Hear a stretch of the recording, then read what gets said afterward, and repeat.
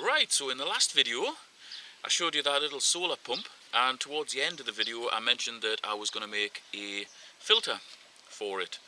Well, 5 minutes after seeing that, I just basically saw what I was going to make and made it, and God, it must have taken probably no more than 10 minutes to make this filter. This is a really simple filter, and it's actually getting a workout now because the trough that I use, or the container that I use for water in my garden, is filled by the drains that come off my big pond filters. So it's always like mucky, clay, very nutritious water. And after filming that video, I went up and I thought, oh, I'll just fill this trough up. So I lifted the slide valve way up in the other side of the garden, and then I walked away and forgot about it. So it had a whole night of just pumping dirty water into here. So consequently, the water in there is no longer clear, which is perfect for testing this filter. So it was a happy mistake, although I did lose probably thousands of litres of water from the pond. So I think I'll bring the camera in and just show you a top-down view of here. You'll be able to see the water moving a tiny little bit, and then I'll lift the filter out, strip it down, and I'll explain exactly how I've made it. We'll put it back in, and then I'll come back when the water's clear and I'll tell you how long it took. I'll just show you what I've done with the solar panel first though. I made this little cradle for a couple of solar panels many years ago, and it just sits in there. So that little transformer thing on the back just slots into that hole, and it keeps it angled at a nice angle for the sun. Cable runs down into the filter. No, you cannot see it because the water's so dirty, but the filter's actually sitting in here. We'll get them out in a minute. Hopefully you can see it. So our filter is down here, right near the camera. See the water moving there? That's pretty good. I think I'll just film it for a minute and then I'll speed it up like 4 times so you can see just how much the water's moving.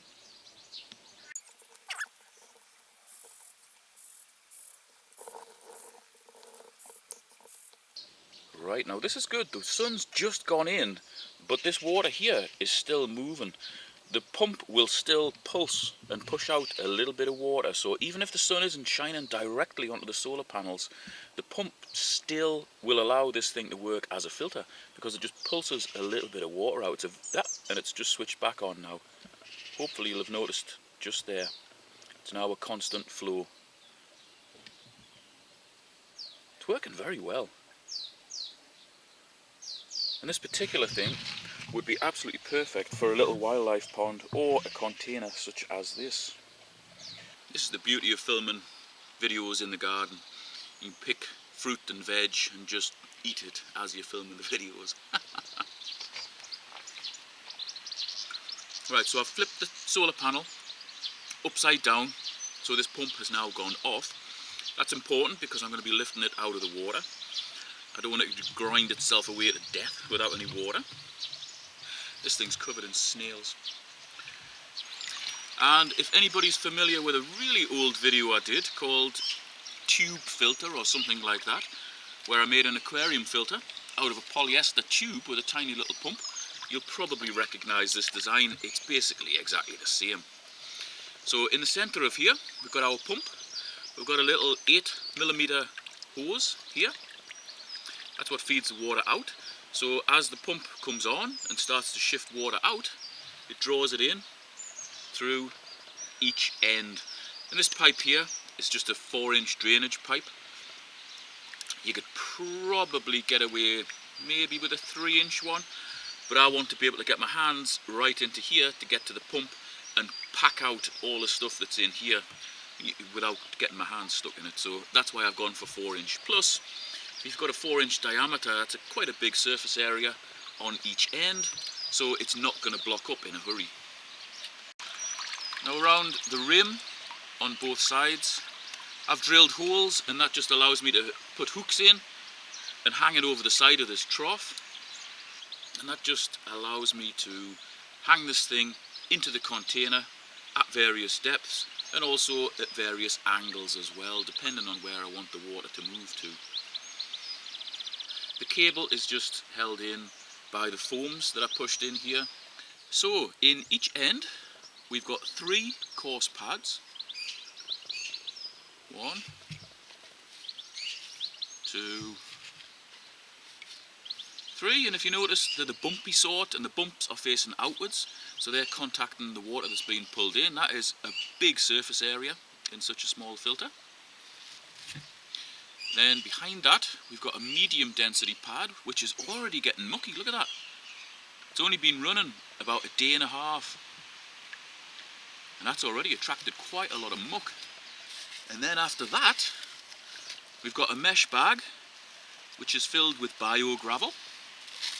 That's like a gravel form of the biohome.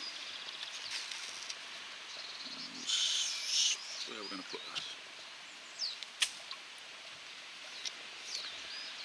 And then after that we've got our little pump sitting right in the middle of this thing.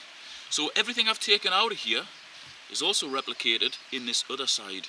So in total we've got 6 coarse pads, which is those ones, and 2 medium density pads, and we've got 2 times 700 grams of bio gravel in here, and that is, and what's that in pounds for you guys in the US? I haven't got a calculator. I'll put it along there now.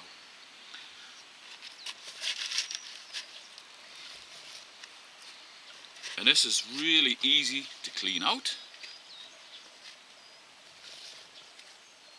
and put back together. So for a wildlife pond, you could actually have a perfectly viable filtration system run on that tiny little solar panel with this tiny little solar pump. Just chuck that to one side and I'll show you what I hang it in the container with. Got some paracord with like S-hooks tied on at each end. They just clip into the holes and then it just drops down inside the tank. Really, really easy. Keeps it up off the bottom. And as I said before, I can put these in the various holes to adjust the angle that the water is spat out at. So when I clip it on here, so when I put the hook through that side and the other side, in those particular holes, the pump will be pumping out at roughly 45 degrees, which will give this tank a nice circular movement of water, so the dirty water is constantly coming back into the filter, getting filtered and being spat out clean. And I've got no doubts that this filter is going to clean this container, which is approximately maybe 900 to 1,000 litres. So what's that in gallons? About up to 260 gallons maybe. That's a lot of water for that little pump to cope with, but it definitely will. So I'll come back to this in a few days and we'll see the results. Right, so I've just flipped that back over. It's now in full shadow because I'm standing in front of it, so I'm between it and the sun. Maybe you can't see, but the pump has just started pulsing, so there is a little bit of water being moved around in this tank. And if I zoom in and then step out of the way of this panel, you should see a bit of an eruption of water. There you go. Pump is now fully back on. Okay, so we're mid-morning on the second day of filtering. As you can see, it's a beautiful sunny day, blue sky, solar panels over there. The pump is absolutely blasting away. Look at that. See that surface movement on the water? It's working beautifully, and it is actually starting to clear the water as well. I don't know how well this is going to come out, but that's a little plank that I've got into the trough just to enable any hedgehogs or anything just to climb back out if they do happen to fall in. You can see that going all the way under the water. In fact, you can see it down to approximately 10 inches deep, just down here. Obviously it goes right to the bottom. And in here, hopefully you'll be able to see where the, oh, you can just see the pipe there. That's the pipe coming out the top of the filter. Obviously the filter's black, so you're probably not going to be able to see that, but I reckon by tomorrow that'll be more or less clear. And bear in mind, a lot of that was clay, and clay takes ages to settle out, so the filter's obviously doing a cracking job. Let's get back to it tomorrow. Okay, so this is the end of the, oh god, is it the third or the fourth day? Possibly the third day, I think. And the water's pretty much clear. It's early night, it's probably about 20 past 6 up here.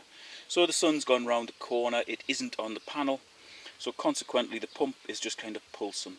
But it's still doing a filtering job. That's the pipe from the filter that's sitting probably about 10 or 11 inches under the water. So the water's pretty clear. But I think what I'll do, I'll just poke something white, like a white bit of pipe or something, down into the depths and show you how far you can see it. It is a lot clearer than it was 3 days ago. Okay, so this container is probably about 2'6" deep, and it's on the bottom there. Clarity of the water has improved dramatically. That hopefully will have given you an idea of how to make a really simple, cheap and effective filter for a big water butt or a small wildlife pond. And when I put my proper wildlife pond in the other side of the garden, which I'll be doing in the next few weeks, I will definitely install one of those DIY filters because it's doing a good job. And the pond, well, where I'm putting the pond, there's a wall which is south facing, so it should get sun for the majority of the day. That water's going to be crystal clear. The invertebrates and everything aren't going to get like sucked in and mashed up like they would in a standard pump filter setup, and it just seems like a really good solution to me. Now, I'm not always good at explaining things. I think I've explained how this thing has gone together, and I will put a parts list in the video description and in the pinned comment. But if you're still unsure and you want me to make a specific video, like with a step-by-step, by all means let me know in the comments section. If you reply to the pinned comment, I will see that comment, because it's a comment that I've put on, and if you reply to it, that will come through as an email. I don't get notifications for anything else, for whatever reason. I think I'm on one of Google's lists.